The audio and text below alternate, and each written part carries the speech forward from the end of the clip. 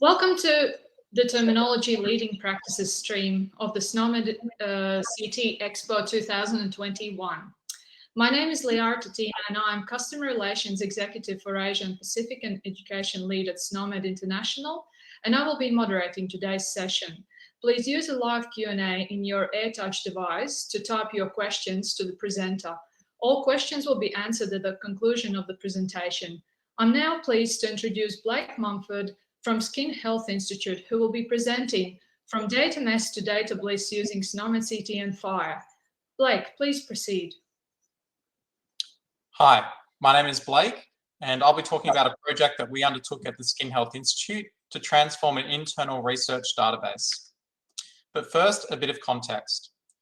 The Skin Health Institute is a not-for-profit tertiary referral service for dermatology patients. Our organisation delivers treatment, education, and participates in clinical trials and research. Our transplant dermatology service is a specialty clinic which caters for patients who are immunosuppressed for organ transplantation or other indication. Some of these patients will develop hundreds of skin cancers in their lifetime. Our research aims to identify which patients are at risk and how we can possibly reduce this risk.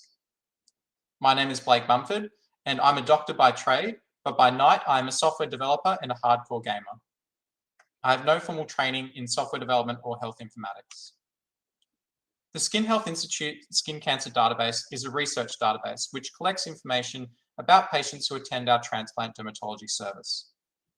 We follow patients longitudinally, and at every encounter we record their medical history, medications, investigation results, risk factors for skin cancer, skin diseases, and treatments. We are particularly interested in skin cancers, what type, where they occur, and how they were treated. The database is used to perform retrospective cohort studies, including this paper on melanoma in transplant patients, which was recently published in the Journal of the American Academy of Dermatology, or JAD. Now, for dermatologists, this is the equivalent of making the front page of Times magazine. This is a photo of two dermatologists at the Skin Health Institute and was taken during one of Melbourne's lockdowns. Incidentally, Melbourne has spent the most time in lockdown worldwide, and at the time you are watching this video, we will have spent 265 days in lockdown. On the left is a screenshot of the legacy database. Built using Microsoft Access, it had numerous design problems. First and foremost was a large reliance on free text entry with virtually no input validation. This led to an enormous amount of data heterogeneity, missing data, and overall inconsistency. When it came time to analyze the data, we could never be sure that our queries captured all the relevant results, which meant a lot of labor-intensive double-checking. This worked up to a point. Melanoma is rare. We only diagnosed about 30 over a 17-year period, which was manageable. But we wanted to look at other types of skin cancer, like basal cell carcinoma and squamous cell carcinoma, and we have diagnosed over 1,700 of these in the same period. We needed greater confidence in our dataset. And so we decided to redesign our database with several goals in mind. The first was to improve the accuracy of our database queries. We wanted to be sure that when we searched for a specific disease like squamous cell carcinoma, we identified all of them. But we also wanted to go a step further with the redesign. We wanted greater specificity. For example, we wanted to be able to find all the squamous cell carcinomas that were found on the face in transplant patients. We also wanted to provide a way to capture data that was flexible and easy, but also enforced input validation. And finally, we wanted to reduce the time that it took to perform data analysis. To achieve these goals, we realized we would need a clinical terminology. We chose to use SNOMED CT because of its expressiveness and the hierarchical relationships between concepts. Now, the first challenge was how to go from an enormous amount of unique free text terms, roughly 6,000, and map these to SNOMED. To convert the free text clinical terms to SNOMED codes, you need some kind of map between the two. The CSIRO has two packages which can help create this map, Snapper and Onto Server. Snapper allows you to create via concept maps, which are maps between concepts in two different code systems. Once you have created a concept map, you can then upload this to Onto Server, which can then use the concept map to translate a free text term to a SNOMED code. Mapping the free text clinical terms was technically straightforward, but very tedious and labor-intensive. I exported all free text terms from the Access database to CSV, filtered out the duplicate terms in Excel, and then uploaded them to the CSIRO Snapper tool. This is where the mapping took place. Now, Snapper does have an automated mapping feature, which will try to guess the most appropriate SNOMED code, but it wasn't as accurate as I had hoped. Ultimately, I mapped most of the free text terms manually. This image shows the process of looking up the relevant SNOMED code and assigning it to the free text term taken from our database. By this point, we had successfully mapped our free text data to SNOMED, but we still needed some way to store our data in a format that could be queried and potentially exchanged. Eventually, I settled on using FHIR as a data model, as it would save a significant amount of development time. A lot of clever people have helped design the FHIR data model, and it supports clinical terminologies like SNOMED out of the box. FHIR was our implementation of choice, as it has a permissive license, is full-featured, and has relatively good documentation. Overall, I found FHIR to be an excellent data model for this use case, and I made minimal changes to the base FHIR JPA server implementation. This is a partial example of a FHIR condition resource. The code property is used to identify what the condition is, in this case, a melanoma, by using a SNOMED code. You can do the same thing for body site. Okay, so now we're ready for the migration itself. This is the skin cancer table from the old database. Each row represents a skin cancer condition, in this case a melanoma affecting the left forearm. The type and site column are free text and need to be converted to SNOMED codes before they can be populated into FHIR resources. Our FHIR concept map is loaded into Onto server, and we are ready to convert free text terms into SNOMED codes. For each row, we create a FHIR condition and populate the relevant fields with the newly mapped SNOMED codes. Once we have populated the FHIR resources, we then post a transaction bundle to FHIR for persistence. This is a photo of the console app running the migration of the old database to a production server, representing the culmination of several months' work. It was a very, very happy day. Once we'd migrated the data to FHIR and SNOMED, we needed a way to ensure that ongoing data was collected in the same format. I developed an Angular web application to facilitate data entry. And behind the scenes, this saves data to the FHIR server. This image demonstrates the user searching for a SNOMED code when recording a patient's medical history. Notice that there is also input validation with feedback provided to the user.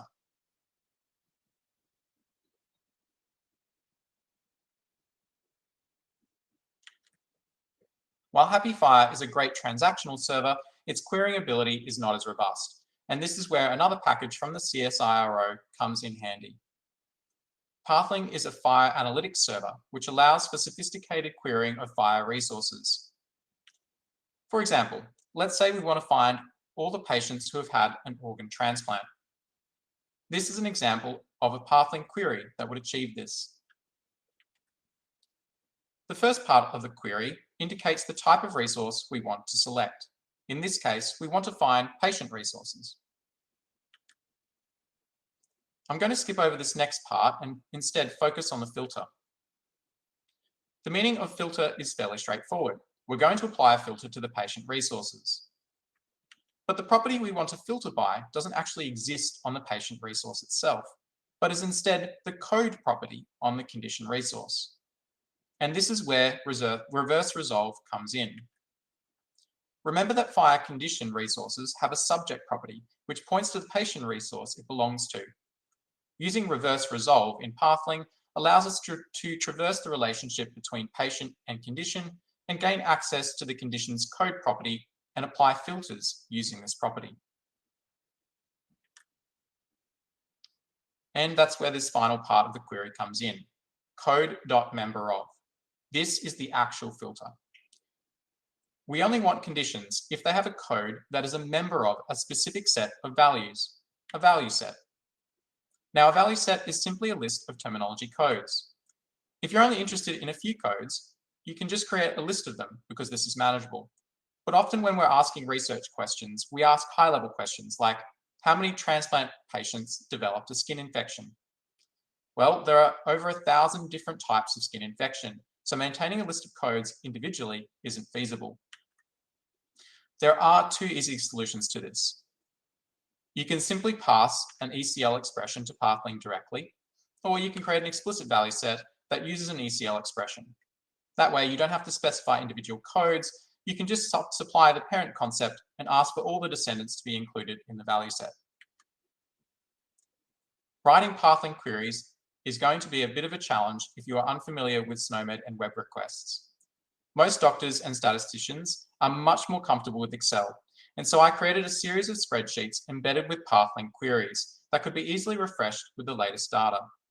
Using Power Query, I can transform the JSON data returned from Pathlink into a format that is easily understood by clinical staff and can be handed off to a statistician if required.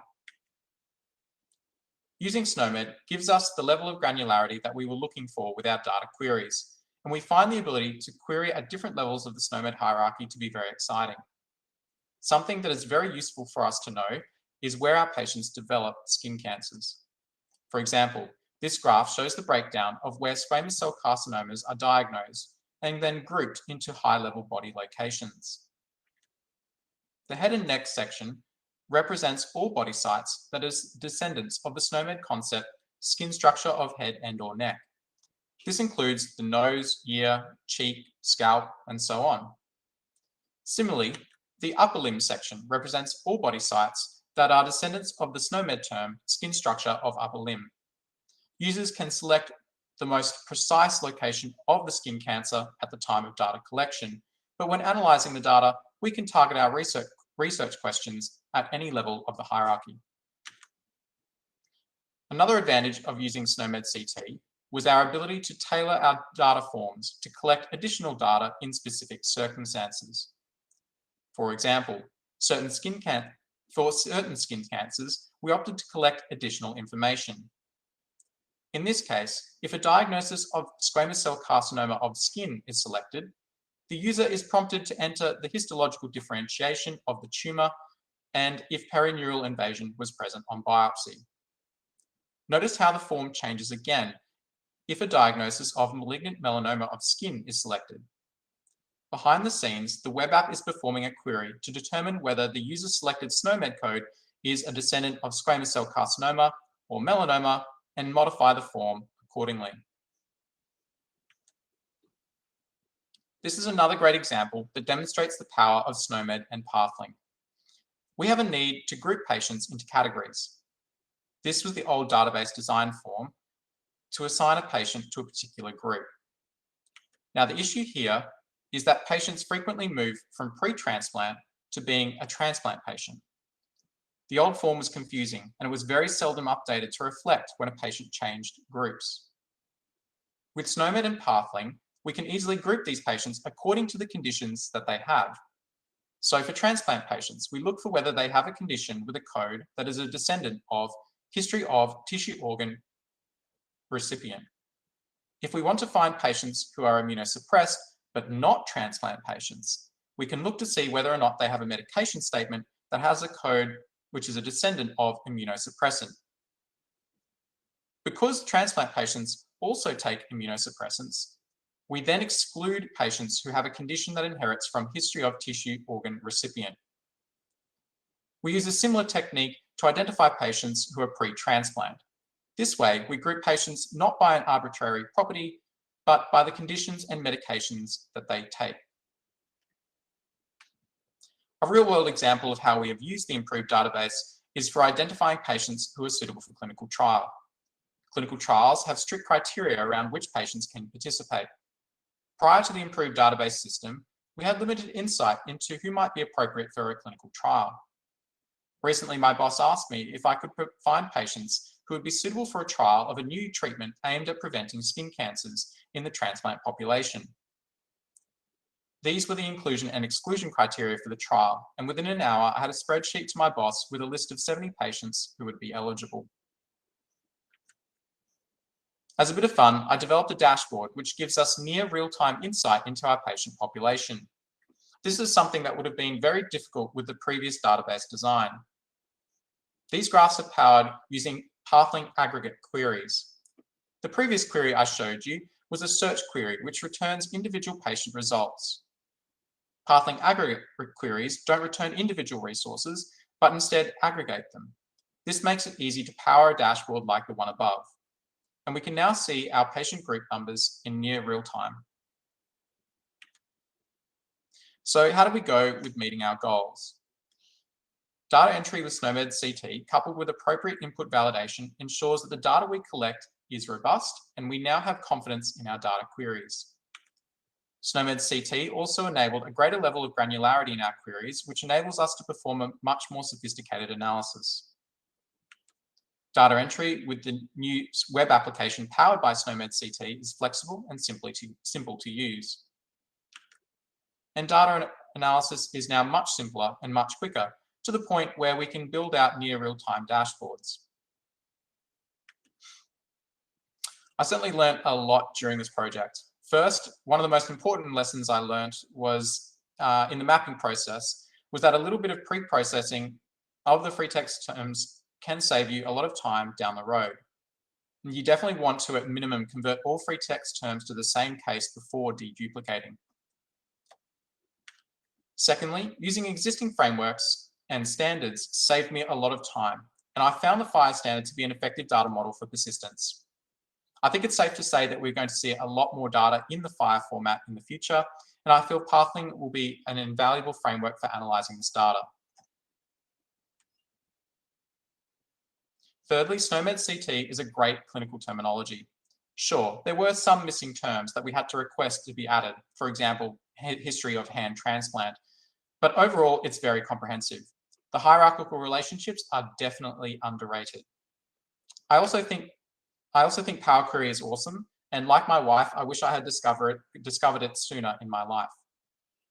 Finally, another advantage of using standards like FHIR and SNOMED CT is that we get the added bonus of making our data more interoperable, which opens up the possibility of future collaboration with other clinical registries. Where to from here? Well, I continue to make some small feature improvements to the database and fix bugs. And from a research point of view, we are already preparing 2 retrospective cohort studies. One study will look at the burden of keratinocyte cancers, that is squamous cell carcinomas and basal cell carcinomas, in the organ transplant population. And another will look at benign skin diseases, so things like skin infections in organ transplant patients. Thank you very much for inviting me to talk today. I could not have completed this project without the support of my mentor, Associate Professor Alvin Chong at the Skin Health Institute, and also Mr. John Grimes at the Commonwealth Scientific and Industrial Research Organisation, CSIRO. John has been incredibly helpful throughout this process, and it's not an exaggeration to say that he has saved my career more than once. Thank you also to Mr. James Agnew, who is the project lead for the Happy project, and also thank you to FHIRly for their development and maintenance of the .NET FHIR SDK, which I used in the migration console app. Thank you for listening. Thank you, Blake, for your presentation. Can I ask that attendees give us a moment while we switch over from our pre-recorded content so that Blake can address the questions you have been submitting live? Please note that this session will be available on the event platform for the next 3 months.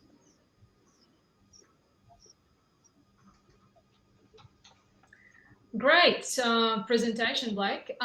So for the audience, I would just like to encourage you to use the Q&A box that is in the live session. Please type away, and Blake and John will be happy to answer your questions. Well, okay, we actually have the first question. How did you migrate or connect the data from HAPI to Pathlink? Yep, so you're right. The data obviously is in Happy, which is a transactional server, and we need to get that across to Pathlink. Pathlink has a bulk import feature which accepts ND-JSON, which is a compact format of JSON And FHIR has a export feature which allows you to export ND-JSON. So you do a bulk export from Happy and then do a bulk import into Pathlink. Unfortunately, at this stage, that's a manual process, but you can write a script to automate that that particular bulk export import operation. So that's what I've done. I have a C# console app that sits on the server that does that automatically once a day. I could run it more frequently, but no one looks at the data that frequently, so once a day is enough. Yeah, we've actually just shipped a NPM package that you can install, which gives you a Pathlink import binary, which actually does what Blake's done, which is basically talk to the bulk export endpoint, stage that data on S3 and load it into the Pathlink endpoint of your choice. So check that out if you're doing that from now. There looks to be a follow-up question on that, which is regarding duplication if you rerun that script. It's a good question. The answer is that Pathlink actually drops all the tables before when you do a bulk import operation. So you don't need to worry about duplication because Pathlink doesn't retain any of the data once you commence an import operation. Great. Okay, well, while we're waiting for more questions to roll in, I have a question for you. So knowing everything that you know now, what would you encourage people to think about? And is there anything you would say you would do differently now that you know more, or something that people could, you know, avoid making same mistake twice? Yeah. Yeah. So I think first of all, there's not a lot of information around actually using FHIR as a data model and as a persistence model. There are a couple of articles, I think, by Graham Grieve around how FHIR was originally intended just to be an interoperability layer, but then other people have used it as a persistence layer. I think it's quite good for that purpose. I can't speak to performance on that issue because we don't have that much load. There's only maybe 2 people using it at a time. But in terms of fulfilling most of our requirements, it did very well. I think if I was doing it, the project again, I would have put more effort into pre-processing the free text terms before I tried to map them. And you have to be prepared to spend a long time doing the mapping. It's not a non-trivial undertaking. So that's probably the 2 main things I learned. Thank you. Very valuable. Okay, we have a question, which is, what are the issues that you face with, or are there any actually you face with SNOMED post-coordination expressions? So we don't actually use post-coordination. So you might need to refresh my memory. So pre-coordinated, I think, is the one where you use 2 codes. Is that right? And then post-coordination is just where you use 1, like left forearm. Anyway, we just use, we don't combine any codes. We just use 1 code. So for example, with site, if it's a cancer of the left forearm, we just use the term left forearm. We don't use any qualifier values with other SNOMED terms. Okay, fantastic. Thank you. Thanks for that. All right. Well, there are a lot of thank you about the great presentation that you did today. Thank you. And to this end, I would just like to say, unless there are any questions, people are encouraged also to connect with both John and Blake using the Meeting Hub. And thanks again for your presentation. It was very educational. And to the audience, thanks for joining us today, and enjoy the rest of the expo. Thank you. Thanks very much.